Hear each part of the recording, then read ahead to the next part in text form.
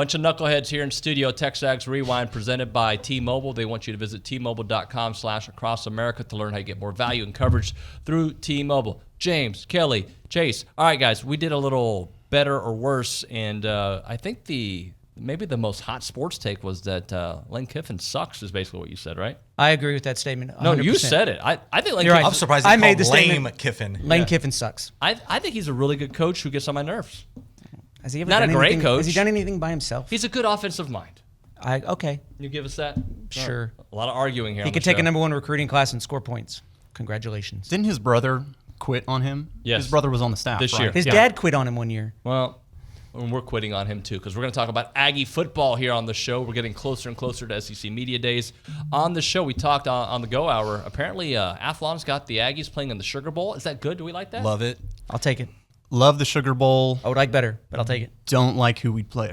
You don't like to play in Baylor there? I don't want to play Baylor. Yeah, I don't want to play Baylor. Let's play Baylor and Calvert and call it good. Yeah, but that's what they're predicting. Hopefully it's bigger and better than that. We also had our QB1 on the program, Stephen McGee, with his hot sports takes. Billy Liucci, the source. I don't put it in quotes because I don't believe it, but because that's what they wrote on the headline there. The source. He's on the show. And then these knuckleheads. It's the, what is it called? Fan show. Presented by who? Gerard Construction. On what show? TexAgs Radio. I don't know. We didn't rehearse that or anything. Go. It's pretty good, though. Athlon, which, correct me, that's where you write the A&M preview. Yeah. They have A&M potentially playing in the Sugar Bowl against Baylor. What do you think about that? I like the idea of it being Sugar Bowl, and I understand you got to play a Big 12 team if you're in the Sugar Bowl. But again, personally, I would like a matchup.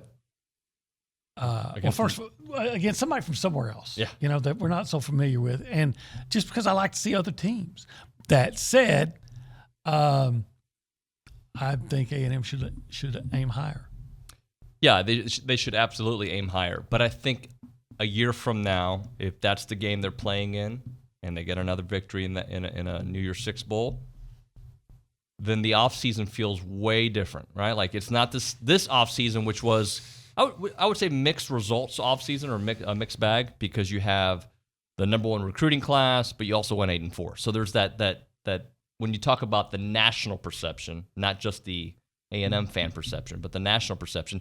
Yeah, you guys did great, but you went 8-4. You get another New Year's Six Bowl, and that'll be 2 out of the last 3 years. It's a different conversation you're having. Yeah, and it's an even different conversation if you're in the playoff. Oh, that conversation. Can we have it, please? That's what I think they should be shooting for. Well, I think they are shooting for that. But I know what you're saying. Athlon says, they're going to be really good, just not playoff good. But if you are... And historically, SEC teams do not do well in the Sugar Bowl because... They all think that they're playing in a bowl, it's a consolation prize. Right. And when you've just, got so close, that means you got really close to getting in the playoff, and you don't. You just don't have the same. Florida, half their team didn't show up to play Oklahoma. Yeah. Georgia, half their team didn't show up to play Texas. But on the other side, they're all coming. Yeah, because hey, man, we get to beat an SEC team. Auburn lost to UCF. Right. So historically, yeah, it's great to go. Everybody likes the trip to New Orleans, and hey, you're in a New Year's Six Bowl, so there's some prestige to that. But at the end of the day, it's still a consolation. Well, let me ask you this, because things could change. How many NFL guys are on this roster that will be in the NFL next year or have a chance? First round, a lot of people are saying Layden Robinson and Antonio Johnson. Damani Richardson's probably a NFL guy. No, he's an NFL guy. Anaya Smith is obviously an NFL guy. Without a doubt. Right? Who else am I missing? Devon Achane. Achane's another NFL guy. He's a first-round pick. Yeah, you need those guys in a bowl game. Sorry. So let's but think about this too. If you are playing in the Sugar Bowl, that means pretty much all year long you've been in the conversation for the college football playoffs. Yeah. Yeah. And if you're in the conversation all year long, but end up in the Sugar Bowl, Yeah. That means more to the fans than the players. With the Arch Manning news out there, I wanted to ask you, not necessarily about him, but how often do you remember from your playing days and after and even before, these can't-miss 5-star quarterbacks? Like, do you remember times, I mean, I know there's been plenty, where it just, there was a bunch of hype and nothing happened, and then some of the guys who did live up to the hype? Yeah, certainly so. I mean, you can you can look at any class, and I think it's true not just on the college level, but also on the NFL level. Look at first round NFL picks at quarterback position. It's anything but a guarantee that these guys are going to become starters and be good college football players, much less NFL guys. Are they talented? Sure, but being talented on a field in either 7-on-7 or just routes on air is very different than real life, and that's why guys like Major Applewhite can get overlooked in the recruiting process, because when they're throwing routes on air, they just don't look very good. But when the pressure's on them and the world is chaos, those guys have a way of just making plays, and it's a beautiful thing. And that's why you got to show up on Saturdays and make it happen. And it's always fun to watch these stories unravel, because you have the Matt Stafford who you think, man, this kid as a sophomore, junior in high school at Highland Park, you're thinking, how does this guy not become a first round pick? He's just so talented. And then you see him win a Super Bowl.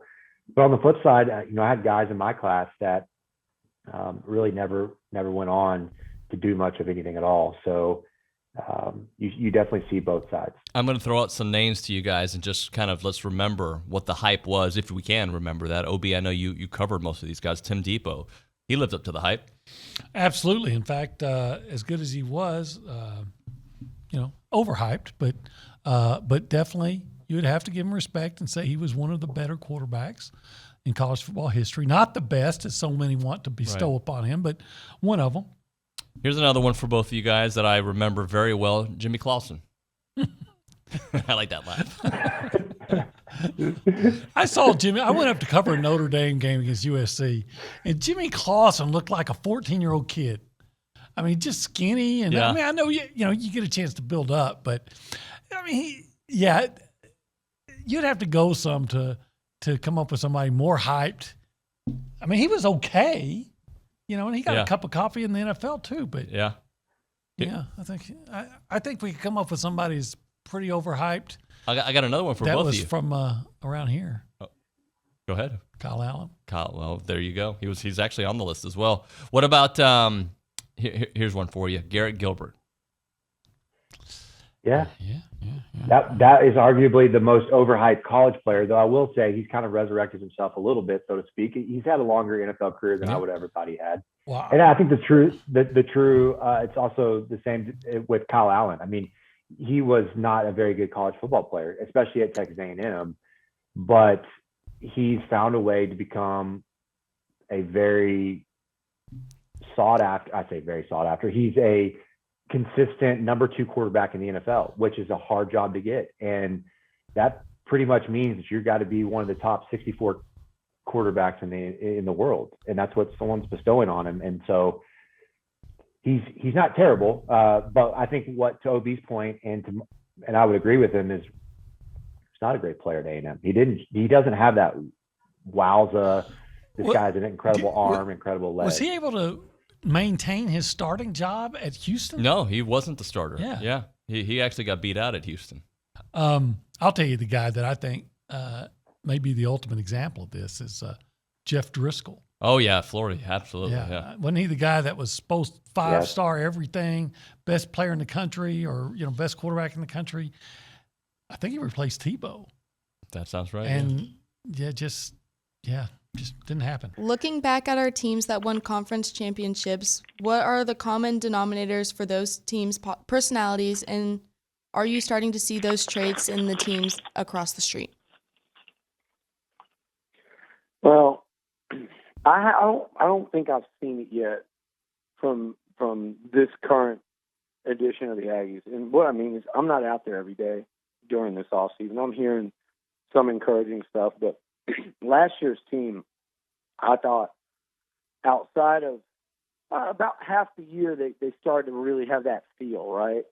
But they started and ended it looking like there was kind of a lack of leadership.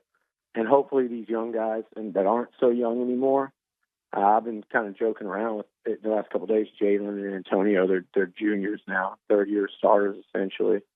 Guys like that, hopefully they saw it and said, man, for whatever reason, it just wasn't And you can't just pin it on. I do think A&M wins double-digit games if Haynes King doesn't get hurt and goes through the whole year, because I know how good he looked in camp, how good he looked when he came back in bowl practices. I know what that team looked like before he went down. And I'm not talking about the first game against Kent State. I'm talking about just in general, like what that team looked like and was going to be. But they're still like, there were fourth quarter games, and you couldn't make the plays, and it wasn't just one guy, it was many, and it was just, instances where, unlike the Bama and Auburn games, which was their two best this season, you didn't see a handful of guys rise up and win that football game like A&M did in 2020. Sometimes it was the O-line just manning up in the fourth quarter like they did against Florida, like they did against North Carolina. The defense coming up with huge stop after huge stop like they did in some of those games. We saw it in flashes last year, but not all the way. So for me to kind of hand that to this next team and go, damn, they've got the leadership, you just can't see enough in the spring, and it's hard to go off of what you're hearing until you start really watching this team day to day in August, and especially as the season begins, because it's a far climb from what we saw last year to what we need to see this year. But at the same time, they did it as recently as 2 years ago. And I thought that first team under Jimbo had tremendous leadership. The team that ended up going 9-4 and were playing terrific football there at the end of the season. So it's just hard to tell where it's ever going to come from. But I think that's the key. You said how many A&M championship teams. There haven't been many of them. 98 was the last one. There were obviously a lot of SWC championship teams that had great leadership, great coaching, but they also had better players than every team they took the field against every year, save maybe one here or there in the non-conference. But that's a testament to how RC and Jackie before him recruited. But in the 90s, there, A&M was the most talented team every time they took the field, and there was a culture that of winning back then too. So I think you got to go current. 98, they had some real NFL talent on that team, but they didn't go out there and overwhelm Nebraska or Kansas State with talent, or even Texas and that Longhorn team, and they played Florida State. And so it was leadership, and it was a desire to be the absolute best, and I think it was also leadership at the quarterback position. Let's start off with what's on your mind. We'll start off with you, James. You're new. Well, this is the topic that everyone's going to talk about, but it's recruiting, and I'm not in the mood to talk about a slump in recruiting, mostly because we all know recruiting is a marathon, not a sprint.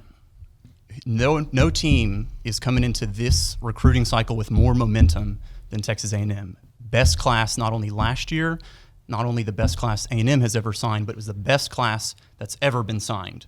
So just because the commits are not falling our way right now doesn't mean that they're not going to fall our way eventually. Rewind the clock a year ago and look at the list of commits that we had on June 30th. It's not very big. And a lot of the big names that we ended up getting weren't on that list. So it's June, and there's not really any reason to panic. So that's kind of on my mind. I think the reason for panic, and I don't agree with it, by the way, because it's so early, but it's because a school 90 miles down the road is having social media success, right? There's the perceived success, and they are signing some guys. There's no doubt about it. But like that your buddy at work talks to you about their class. Well, you guys did it last year. Look what we're doing right now. Year 2 of Stark. We're here. So I think that is part of the conversation. I don't remember anyone winning football games in June, though. Yeah. So, and James is right. Like, okay, you're not getting the momentum or whatever you want to call it right now of getting commits, but I mean, wait till September, first football game against Sam Houston, and let that start rolling in your momentum when you start playing football games. That's all that matters, okay? I mean, that's when we landed the big class. You won an Orange Bowl. You beat Alabama. You beat Auburn. You saw what Kyle Field was like in big-time games. That's what sold these kids to come to A&M, okay? So I think everyone that's panicking, be like a school teacher. Take a couple months off from recruiting talk and come back in August or right when SEC Media Days happens and get your fix of football, because there's no reason to panic. at all. And we live in the transfer portal world. You could see more transfer portal guys that A&M brings in next year than you've ever had. Yeah, you could. And that's what people need to realize too. So don't panic. Kelly? I agree on recruiting. Just patience. It's going to work. You can't. I've always thought if you bring in the best recruiting class every year, you lose a lot of those guys. They transfer. Even Alabama has guys transfer, and that's part of it. So you got to fill in. You got to coach the guys up. There's a lot that goes on there besides signing the number one class, and you have to be patient, wait for that, and we'll get our guys. We'll get the guys we want. College sports is now a one-year team. Yeah. Yeah. Every sport. Yeah. Football less so than a lot of others. But Yeah. Even It still. is you're not going to have a signing class of everyone staying Never. ever again like you used to back in the day. Okay, so just focus on that year. Go get the best guys you can get, sign the best class you can get, see who's out there in the portal, and move forward. I mean, at this point, as a fan, I'm sitting there going, I don't know who wins the starting quarterback job, but the second string quarterback's transferring. And that's pretty accurate for most teams. If you got 3 good quarterbacks, one of them is not going to be there in 6 months or a year. This part will definitely tell you if James is paying attention to the rewind. What are people supposed to do when they watch the rewind at the end of the rewind? I think we got him. I watch the show live. I don't need the rewind. Oh, okay. So this is a good answer. Yeah. Really good answer. Got you, But Dylan. he's not helping the algorithm. I'll do too. He does too. Okay. Like, subscribe. Comment, share. Can you say that? Yeah. They need to like, subscribe, comment, and share. Please. Be a good poster. Put it down there. Write it all out. It's TexAgs Rewind. We'll see you guys next time. Thanks and gig 'em. Gig 'em.